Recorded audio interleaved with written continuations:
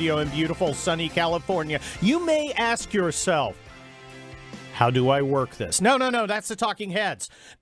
By the way, I am known for my bumper music, but I'm also known as a senior columnist at townhall.com, the author of the Kelly Turnbull series of conservative action novels. The latest, The Split, was the #1 political fiction book last weekend. You should go get it on Amazon. I'm a noted Los Angeles trial lawyer. I am a retired United States Army colonel, and this is The Rundown, all the news you need to know.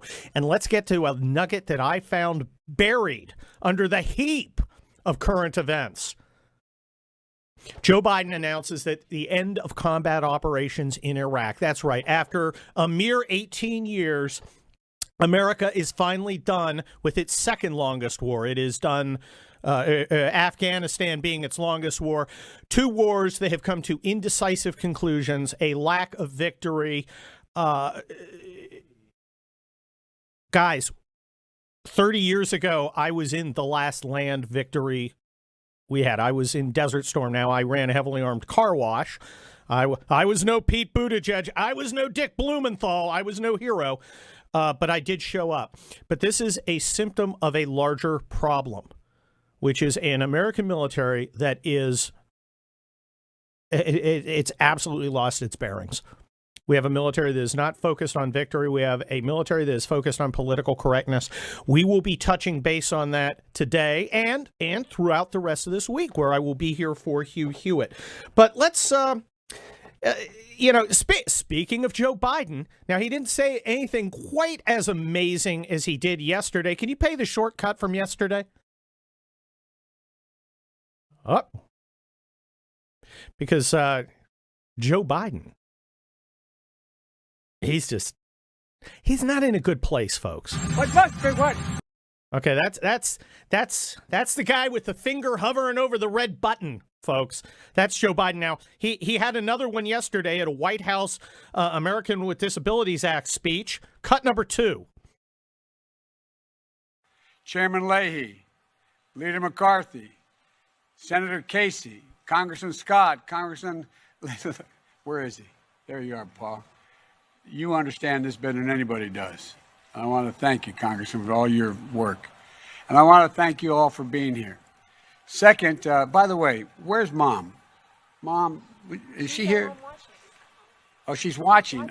Okay, I thought you looked, I said, Mom is out there. I was going to ask her to stand up, but Mom, you can't stand up if you're home. What? Huh? I don't even, this guy is the president. Where's Mom? Where's Mom? Mom! I lost my shoe. I can't find my shoe. Oh, my gosh. This guy's the president. And we've got the entire media, right? The entire media. Trump holds onto the railing walking down a ramp. And they've got, CNN's got orthopedists on going, it's pretty clear that he's tremors. It's tremors. It's Parkinson's. And, this guy's staggering around, right? Like, Mr. Magoo. What?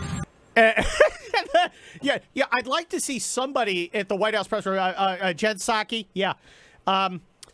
What the hell did he just say? Was it what I think I heard? At which point you go, let me circle back side. When are they going to call out the emperor's lack of new clothes? Dude is running around commando. He is clearly in decline. When is somebody in our glorious firefighting media going to say, well, he's kind of senile. Here's what's going to happen. He's going to get 25th Amendmented eventually because the dude's a mess. And, then we're going to get one of those chin-stroking media convulsions of, I think we could have done better. Yeah, I think so, too. You could have stated the obvious, but you won't because you're Democrat transcriptionists, and you're the worst. In fact, you're a pain in the neck. Cut number 3. Mr. President, veterans affairs president. Veterans Affairs is going to have a mandate. You are for such a health- pain in the neck when I'm going to answer your question because we've known each other for so long. It has nothing to do with Iraq. The answer, no. I'll answer your question. Yes, Veteran Affairs is going to, in fact, require that all docs working in facilities are going to have to be vaccinated. Thank you guys. Let's go. Let's go. Thank you guys. Let's go. And there they go. Thank you. And they're paying the net. Well, finally, I agree with them about something. You know, they are a giant pain in the neck. Speaking of vaccinations, we got Gavin Newsom, Governor hairstyle. Look, if it weren't for Andrew Cuomo, there'd be no question he's the worst governor in America. And we'll have Kevin Kiley on a little later. We had Larry Elder yesterday. I want to make sure that you guys know where you can go to support him if you want to, www.electelder.com. Gavin Newsom has mandated masks for all state employees, except, get this, teachers. Teachers get an exception. I wonder why, teachers union. I don't understand how teachers union. It just seems really a lot teachers union. Gosh, I just don't see it. I just don't know his thought process. Teachers union. Governor Gavin Newsom. Gavin Newsom is also guilty of what I propose making a new federal crime, which is stupid analogies, because I see way too many dumb people making bad analogies and thinking they're smart about it. Let's go to Gavin on cut number 8. Look, we don't even have to have that debate if we can just get everybody vaccinated that's not vaccinated, that's refusing to get vaccinated, that's living vaccine free and impacting the rest of us. It's like drunk drivers. You don't have the right to go out and drink and drive and put everybody else at risk, including your own life at risk. California is one of the highest vaccination rates in America, but yet we're still seeing an increase because so many people, 25% in California, are refusing to get vaccinated. So we're really trying to focus on ending this pandemic once and for all. Those non-pharmaceutical interventions like face coverings and face masking were necessary in the absence of vaccines, but with these vaccines, we can extinguish this virus once and for all and get it behind us and not worry about getting our kids safely back in in-person instruction and keeping our businesses open. God, we're an idiot. I can't deal with this guy. Okay? The vaccine is a good thing. I have taken the vaccine. The idea that it will stop the virus completely is a false idea. You can still get it. Otherwise, why would we, vaccinated people, have to wear masks? Doesn't sound... Wait, hold on. Does that make sense? Or is that really confusing? Here's the problem. Here is why you have, quote, vaccine refusal, vaccine hesitancy. Because people don't trust you. Because you're not being straight with them. You, Gavin Newsom, you, Dr. Fauci, are the reason people won't take the vaccine. Because you have changed, you have been unaccountable. French laundry. French laundry. Teachers union. Teachers union. Teachers union. French laundry. French laundry. These guys, look, you can't lie to people and change things. He's right there going, yeah. We need to wear a face mask. But you get a vaccine, you're going to be fine, but you still have to wear a face mask. Okay. People notice when you're spewing nonsense. And people don't trust you. Now let's review. First, we had don't wear a mask. Then we had you must wear a mask. Then we had you must wear 2 masks. Then you had you don't need to wear a mask if you've been vaccinated. Then you got to wear a mask even though you've been vaccinated. Okay. We could understand if you were transparent that things change. But where's the study, peer-reviewed, mass trials, that actually shows and supports what they're saying at any given time? There isn't. We're just supposed to trust them. Just buy into it. Hey, today we're doing masks. Okay, great. Tomorrow we're not. Oh, great. And you know, Gavin Newsom's not exactly presiding over paradise anymore. Barbara Boxer, remember her, senator? One of the people who made sure that you can't carry a gun concealed. She got mugged in Oakland. Somebody knocked her down and took her phone, ran away, got mugged. You know who I blame? Trump voters, insurrectionists, vaccine refusers, conservatives. It's all their fault. Everything's your fault. Everything's our fault here at the Hugh Hewitt radio program. I'm Kurt Schlichter. We got a lot coming up. Stick around. Well, that music can mean only one thing here on the Hugh Hewitt radio program. I'm guest host Kurt Schlichter, senior columnist at townhall.com et al. America's best dressed columnist. He was very sporty when I met him at CPAC. It's David Drucker of the Washington Examiner. How are you, David? Hey, Kurt. I'm great. How are you? I'm doing great. I hear you are writing about Gavin Newsom, our governor hairstyle, and they might be in trouble. What's up with that? Well, we'll see in the end. I know Democrats are a little concerned, and a lot of it has to do with turnout. And the way this thing is shaping up is that, any Republican with a pulse is going to show up. And the question is, will Democratic voters show up? Not so much because they've decided they don't like Newsom, therefore they won't show up, but it's a special election. They probably don't think he can lose.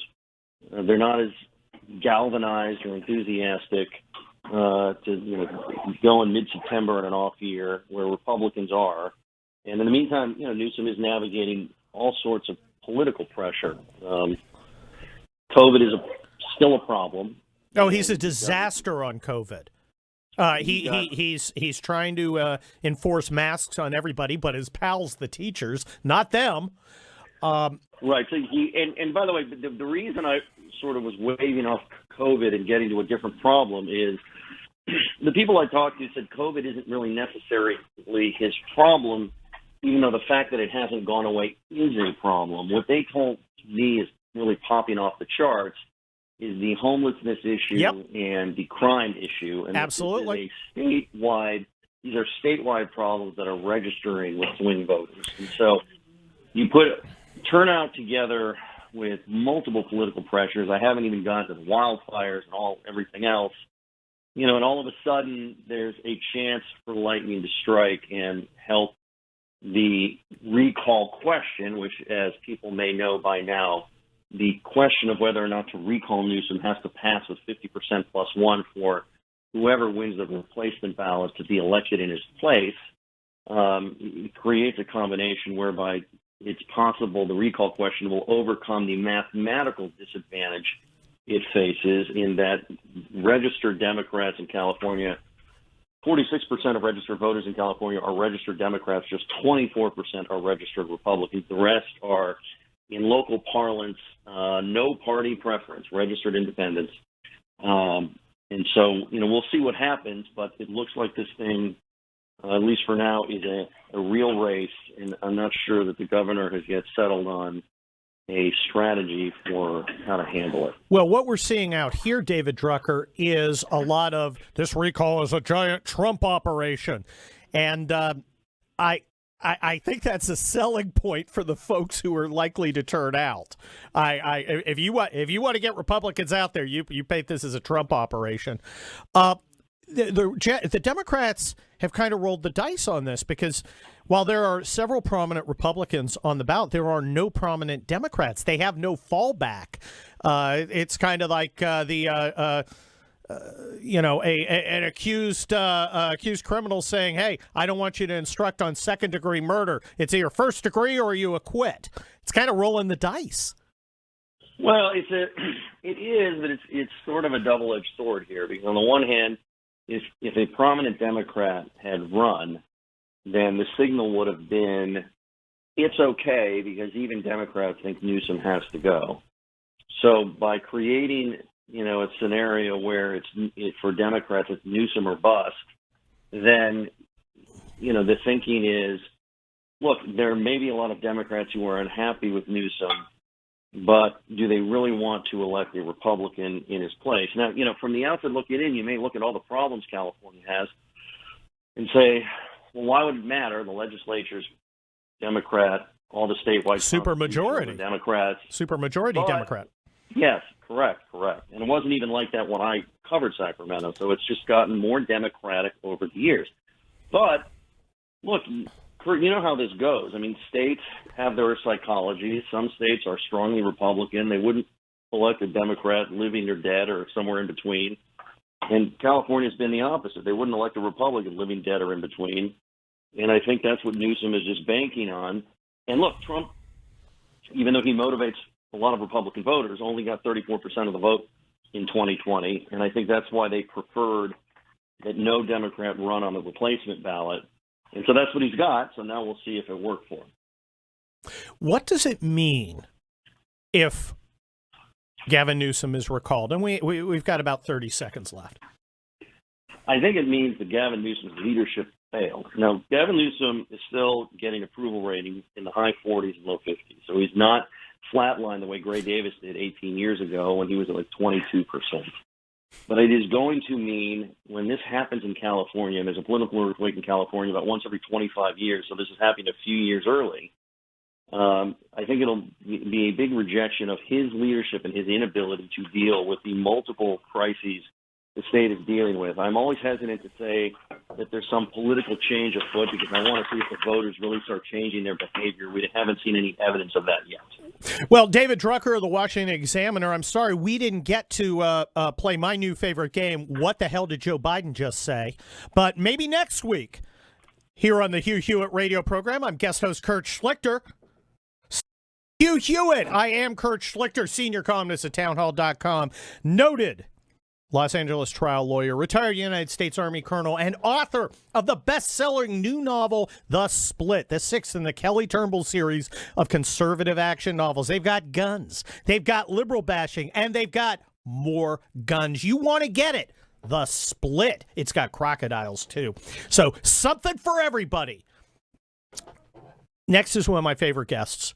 And I am a listener to the Hugh Hewitt radio program. I listen every day on my way to my palatial corner law office.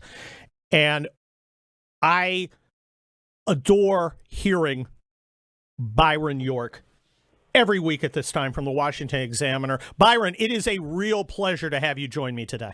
Good morning, Kurt. Thanks for having me. Oh, thank you.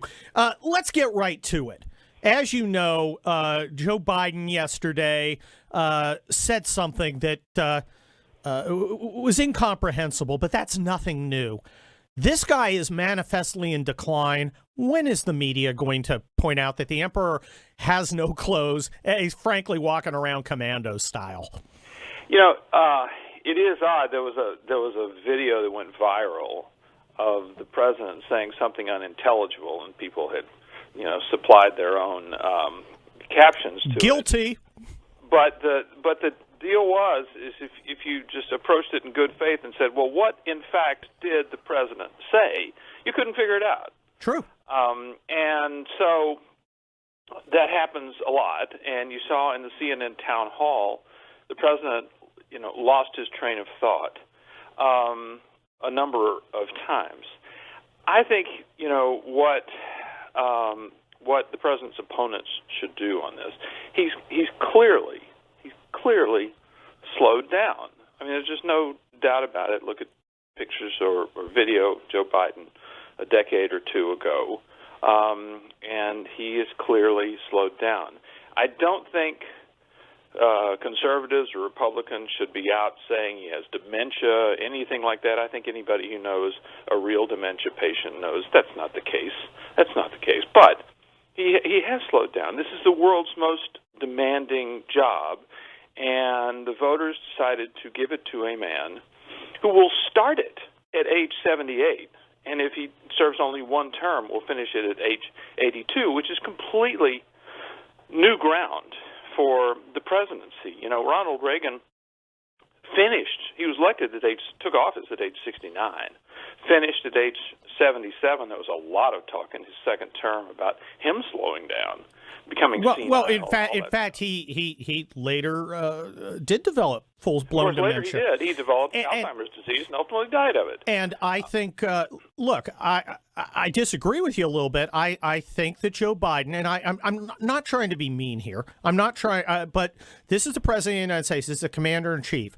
And I think he's showing signs of clinical decline. Now, I'm not a gerontologist, but we've all been around people who've developed dementia, and he's starting to go down that road. And my question is, when is our glorious media going to start calling this out? Because it's manifestly so, and they're ignoring it, and people are seeing it, and there is a cognitive dissonance. Well, I'm saying, in my opinion, that the dementia part of it is not manifestly so, but clearly you do have a president who's too old to be president. Of course, you knew that before he was elected. Well, that's certainly true. The only other president, by the way, other than Reagan, to hit 70 in office was Dwight Eisenhower for the last few weeks of his second term. So it's been very rare to have literally two, Eisenhower and Reagan, two presidents hit 7. And of course, Trump, of course. Trump was, we had this election in 2016 between, two 70-year-olds. So we're for some reason, we're electing older and older and older chief executives, which is going to be a problem at some point. Maybe it won't be a problem with Joe Biden up till age 82. I don't know, but it's going to be a problem. Do you see Joe Biden running again in 2024? I think he has to. It's kind of like Trump, actually. He has to at least make a show that he's definitely running again. I mean, the idea of electing a president until he's 86 just strikes me as just absolutely nuts. So, no, I don't think there's any way he can run again. But to avoid being a lame duck on day one, he had to come out and say that, yes, he intends to run again. Assuming he doesn't run, and assuming he completes his term, do you see Kamala Harris gliding into a nomination, or do you see a knives-out, cage-match Thunderdome on the Democrat Party? I'm hoping Thunderdome, but that's just... Well, the knives have already been out. That we've had a number of unflattering accounts of life in the vice president's office. And it's been noted that in the places where she has been in charge, in the California Attorney General's office, in her own Senate office, and now in her vice presidential office, you've had a lot of staff turmoil, people really unhappy. And so there's something kind of off and toxic about the environment in her offices. And this story, and this latest iteration of this story, was clearly fed by anonymous sources inside the Biden White House. So what's going on here, I don't know. Clearly, she did not do all that well in the Democratic primaries, and she is not just a broadly popular person today, but she is the Vice President of the United States, and if a president decides not to run, she's the obvious choice to succeed him.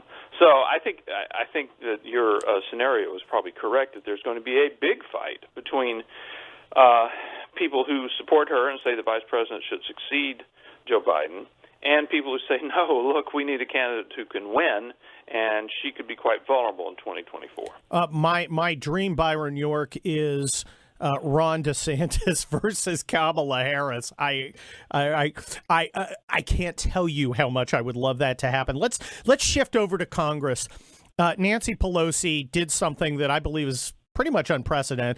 A while ago, she stripped Marjorie Taylor Greene of her committee assignments, and that was a norm break, but it was justified because, Marjorie Taylor Greene is this and that. She did again with Jim Banks and Jim Jordan on this Kangaroo Court January 6th commission.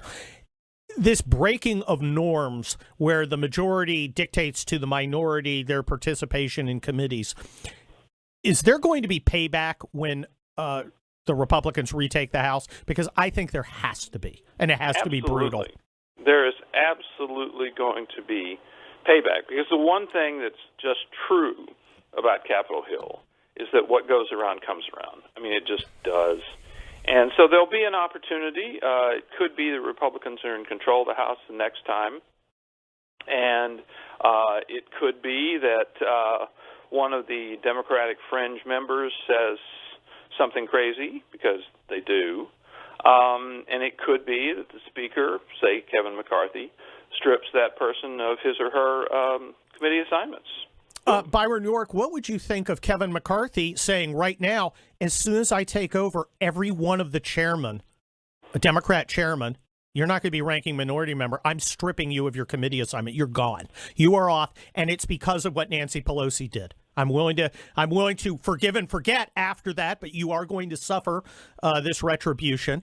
You go talk to her about it. But that's going to happen because we're not tolerating this. What do you think? Well, personally, in my role as radio campaign consultant, I would say that's a bad idea. Really? To say so publicly, yes. You should talk about jobs and security and crime and controlling immigration. He should talk about what Republicans want to do. Well, I think, you know, people after this disastrous administration, and you keep the personal in the house retribution stuff to yourself. I don't know. I kind of think that Republicans want to channel Harry Dean Stanton in Red Dawn. Avenge me, avenge me. There is a huge appetite out there among conservatives for getting some payback. Do you think do you think that's off base? Well, I think the way to get elected is not to focus on payback for over a committee assignment. You know, I think elections are bigger than that, and Kevin McCarthy is kind of the master strategist for the House reelection effort, and came darn close to winning the House last time. Has high hopes of doing it this time. He spent a huge amount of time on recruiting good people, getting people who were solid on issues, getting them to raise a lot of money, and retribution was just not high on the agenda. Well, thank you, Byron York, of the Washington Examiner. Very much appreciate it. Always welcome to hear you, even when we don't see fully eye to eye here on the Hugh Hewitt radio program. I'm guest host Kurt Schlichter. We'll be right back, so stick around. Congressman Jim Banks, anchors away, ahoy! Hey, good morning, Kurt. Good to be with you. Hey, good to be with you. Let's get right to it. Nancy Pelosi has broken a few norms by kicking you off the Kangaroo Commission for the ridiculous January 6th thing. What are you guys going to do to exact the kind of vengeance that's necessary to deter this kind of norm destruction in the future?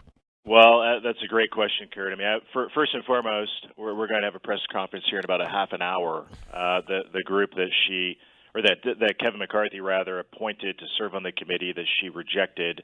As you said, this has never happened before. Completely unprecedented in congressional history for the leader of one party to reject the appointments to a select committee from the other party. So I suppose I'll be an asterisk in history when it comes to that. But as far as the topic at hand, the reason that Nancy Pelosi rejected me and Jim Jordan is because we were beginning to ask the questions that she did not want this committee to head toward answering. And what questions am I talking about? Specifically about why the United States Capitol was vulnerable on January 6th to begin with, when there was an intelligence report 3 weeks before January 6th that told the Capitol Police that something was going to happen that day. Why did the leadership of the Capitol Police fail to act on that intelligence, and why didn't they do anything about it? By the way, when you look at the leadership structure of the United States Capitol and the oversight of the United States Capitol Police, the Speaker of the House has more authority than anybody. So all of this happened on Nancy Pelosi's watch, and those are the questions that Jim Jordan and I started asking about those vulnerabilities, why nothing was done about it, and those are questions that Nancy Pelosi clearly doesn't want to answer. Well, Congressman Jim Banks, things that are intolerable can't be tolerated. There must be retribution. My initial thought would be Kevin McCarthy standing up and looking at all the current Democrat chairmen and saying, when I take over in January of 2023, I'm going to strip all of you of your committee assignments. You are all gone. And you can thank Nancy Pelosi. And then after I have done that, then we can talk about going back to normal, but not until you've suffered the price. Am I too harsh?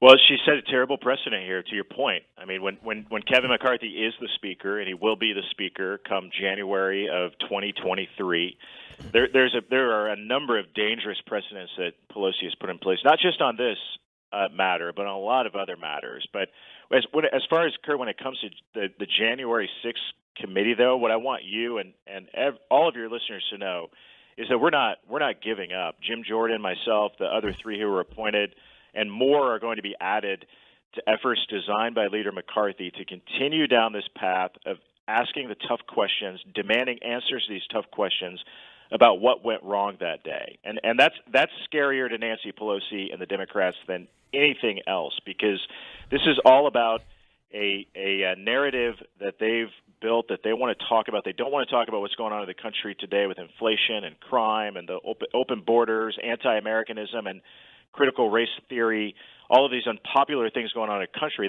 They want to talk about January 6th and push this narrative. But what they don't want to happen is for their narrative to be disrupted with the truth. And the truth of the matter is that the Capitol was vulnerable on Nancy Pelosi's watch on January 6th. It didn't have to happen.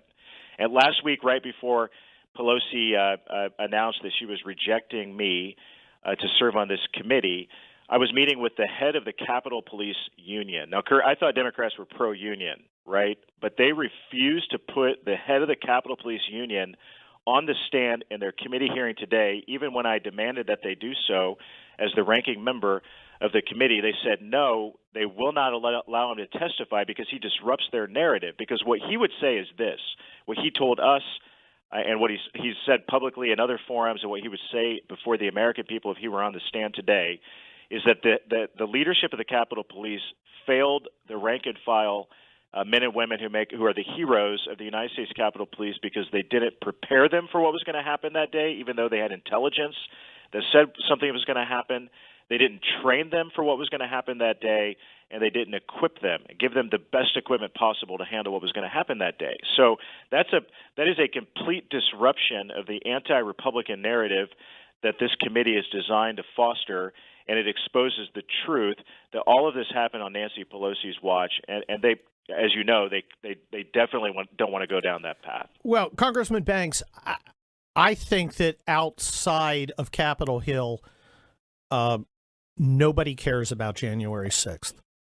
Look, I was in the Los Angeles riots. I was in the 3rd Battalion, 160th Infantry on the streets for 3 weeks. That was a riot. What happened at Capitol Hill was regrettable, but that doesn't really affect normal Americans. You know, gas prices do, crime does, having hobos lying on the sidewalk surrounded by used needles, that does. I think the Democrats are putting, going all in on something only their MSNBC, CNN watching fanboys are really interested in. And I think it's a huge mistake for them. And I kind of want them to keep making it. To your point, this isn't going well for them. I mean, from kicking us off the committee, it's all been a distraction from fostering the narrative that they want to foster. But and further to your point, I mean, I really believe this next election will be a wave election, Kurt, and it's because of stunts like this, and it's because the Democrats are completely ignoring to your point, what the American people care about, which is paying more every time they go to the grocery store. I mean, $75 to fill up my BMW. The American people are seeing what's going on the border. They know that no one in the mainstream left-wing media is talking about it. The Democrats don't want to talk about it, but the American people know it's a crisis and it affects them. They know that they are less safe on Joe Biden's watch as crime waves increase throughout all of America's cities. And elsewhere, in places like where I come from, as crime is on the rise, they know that they're less safe, and that attracts more voters to our side. They know this is a recipe for a political disaster for Democrats in the midterm, and you're right, they could keep talking about this. It means that they're not talking about that. Well, look, as a military guy in one of the important supporting arms, I'm in the decisive arm, or was in the decisive arm, the Army. I'm very concerned about CRT in the military, and I know you are too. And look, we joke about the Navy, but I actually come from a Navy family. I was just the green sheep. And I'm very worried about what's happening in the Navy, and I am distinctly unimpressed by Admiral Gilday and his embrace of this disgusting, racist, Marxist garbage that is critical race theory. What are the Republicans going to do about this, which is poison to our readiness, poison to our morale, and I think it's going to get people killed. Yeah, it's terrible on this group's watch. I mean, I tweeted yesterday, Kurt, that I can't think of a general in American history who has done more to destroy the apolitical ethos of the military than General Milley. But Admiral Gilday as well. I mean, as you know, I tangled with him in a hearing before the Armed Services Committee recently, and this is unsustainable. It's unsustainable for our military to push critical race theory and anti-Americanism out onto our troops when it's incumbent on us to go out and recruit another generation of young men and women to raise their right hand and take the same oath that you and I did to serve and protect our country, knowing that they could ultimately pay make the ultimate sacrifice for our country. How do you recruit those young men and women at the same time you're telling them America is evil, racist, and not worth dying for? Well, Congressman Jim Banks, this is heartbreaking to me because I served 27 years, third generation American commissioned officer, and I will not recommend people join the military right now. And can you comprehend? I guess you can comprehend how painful that is for me to say, hey, right now, I can't recommend that you join our military. I mean, that's heartbreaking, but it's all their fault. They did it. They built it. It's their fault. I'm trying to keep FCC compliant here. I'm trying hard. I was in the infantry, so it's always difficult, but it's really hard now. I'm not the only one who feels that way. I am hearing that from conservatives. And who else? I mean, are they going to go recruit in Santa Monica, the Upper West Side, the faculty lounges? Who's going to fight for America when they have alienated conservative Americans? Yeah, we need a new set of leadership at the top of the United States military. The problem is, Kurt, as you know, is this behavior by Milley and Gilday and others at the very top is modeled all the way down through the ranks. Yep. So this is a generational shift in our military that like you, I'm very concerned about. If we don't do something about it now and cut the head off the snake now, then it's gonna permeate for years to come. Well, let's hope President DeSantis begins his term by firing pretty much everybody 07 and up and inviting a few back, because it is that bad. Congressman, how can we help you out in your struggle against this stuff? Because you are one of the good guys. Well, I appreciate that. We're fighting back. Pelosi is she's attacking my integrity. I mean, it sickens me to on almost all of the networks to see her. I was informed you can't criticize a vet, but I guess it's okay when it's a conservative. Yeah, join me online at jimbanks.us. We appreciate your support. Thank you, Congressman Banks. Like I said, you are one of the good guys. Keep fighting the fight. We're going to